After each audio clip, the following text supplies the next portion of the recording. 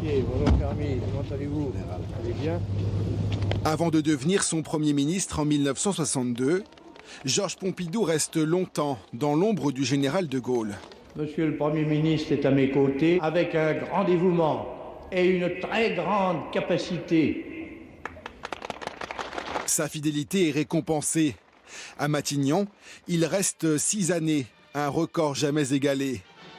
Des événements de mai 68, Georges Pompidou ressort plus populaire. Alors quand le général de Gaulle quitte l'Élysée 1 an plus tard, c'est lui qui s'empare du pouvoir.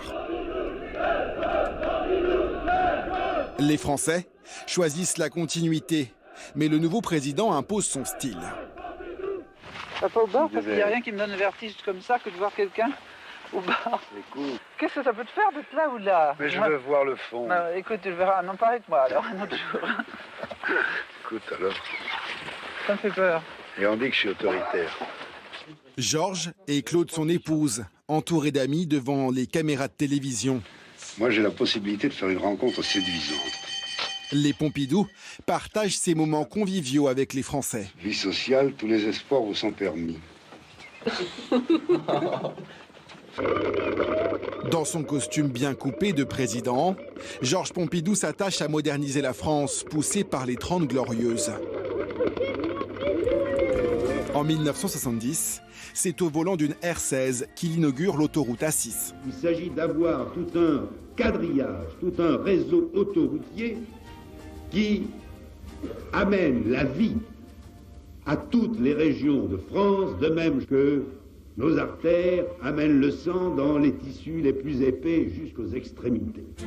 Modernisation des télécommunications, lignes ferroviaires à grande vitesse, programme spatial et nucléaire. Le développement industriel de la France connaît de vastes progrès. La décision d'installer à Fos, près de Marseille, une puissante industrie sidérurgique, de créer des ports pétroliers ultramodernes à Brest, au Havre, probablement à Dunkerque, tout cela préfigure cet avenir. Georges Pompidou a les pieds sur terre. Moi, j'aime bien voir Paris, vous savez. Puis en circulant comme ça, sans être remarqué, on voit non seulement Paris, mais on voit les gens. Pour cet agrégé de lettres, les Français ont besoin de modernité. Et cela passe obligatoirement par l'art. Cette passion cimente le couple Pompidou. L'art est omniprésent et investit le palais de l'Élysée. Leurs artistes préférés s'exposent sur les murs. D'avoir mis les 2 petits Poliakov là, tu vois. Certains salons sont métamorphosés.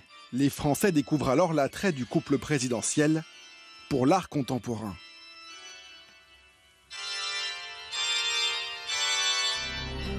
Pour Georges Pompidou, Paris n'est pas un musée à entretenir.